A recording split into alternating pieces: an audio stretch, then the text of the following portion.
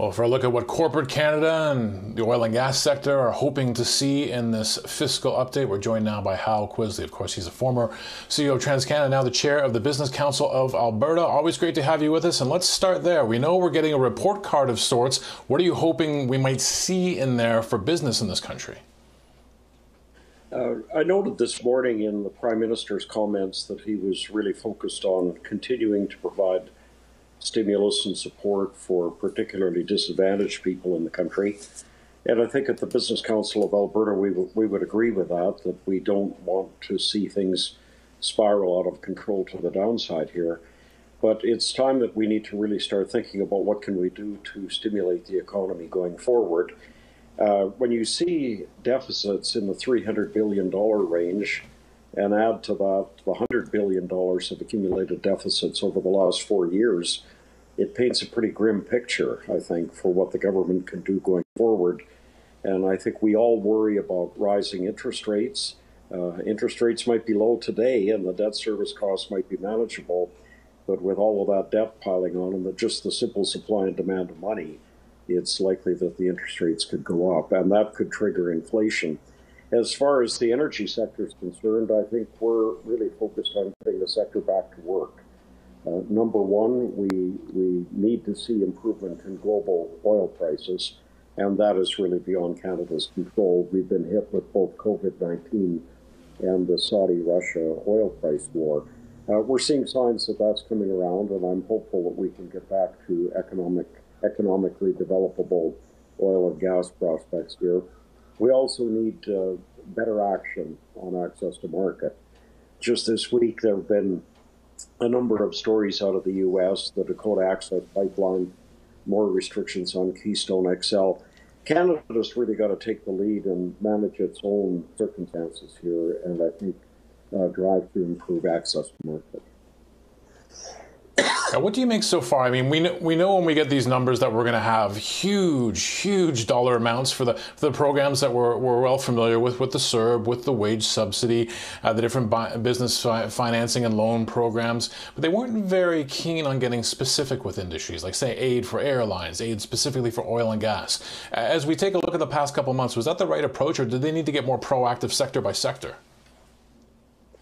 I think we need to be more proactive sector by sector, but at the same time, I'd say the oil and gas industry is not particularly looking for large financial handouts from Ottawa. What we would like to see would be some support for liquidity within the industry, but maybe we're mostly through that. I think the industry deserves some credit for having managed this fairly well on its own. What the industry needs is, of course, stronger commodity prices, and that's a separate issue that the government can't do too much about. But when you look at many industries like the airline sector, oil and gas actually looks pretty good.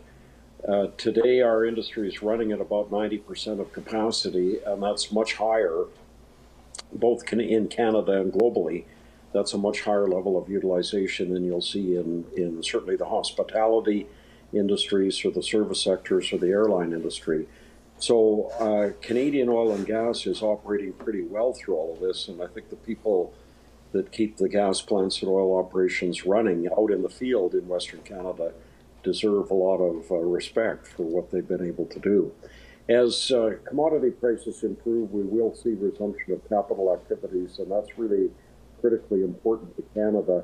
As I said before, we just have to make sure that government regulatory initiatives and things like that don't get in the way of enabling companies to move forward with things.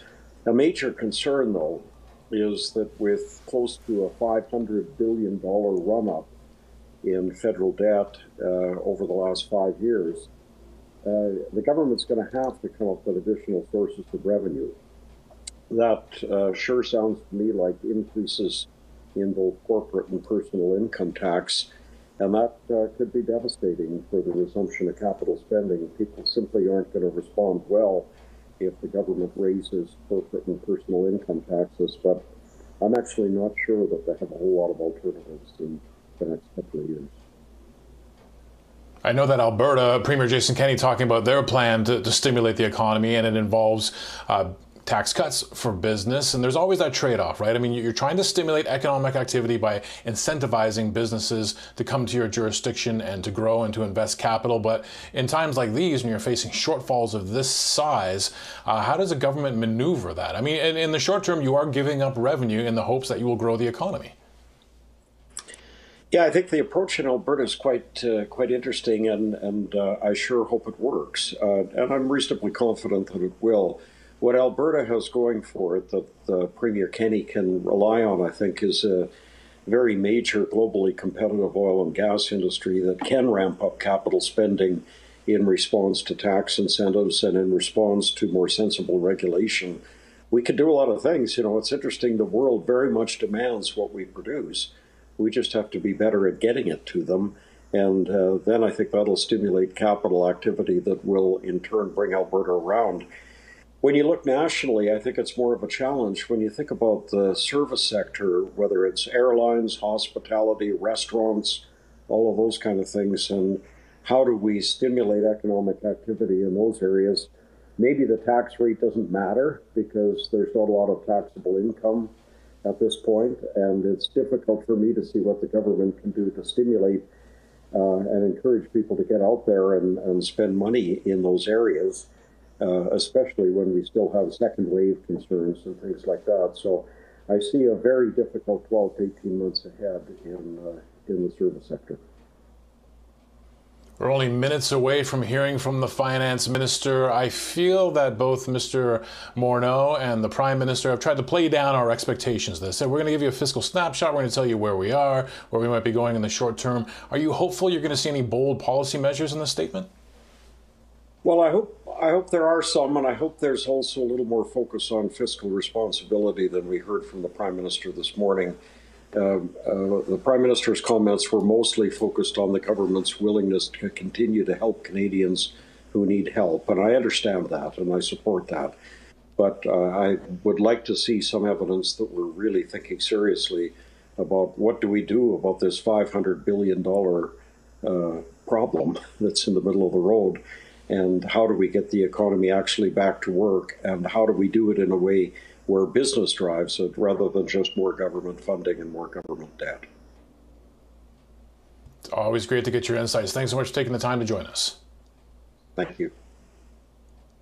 Hal Kvisle is, of course, the former CEO of TransCanada and currently chair of the Business Council of Alberta.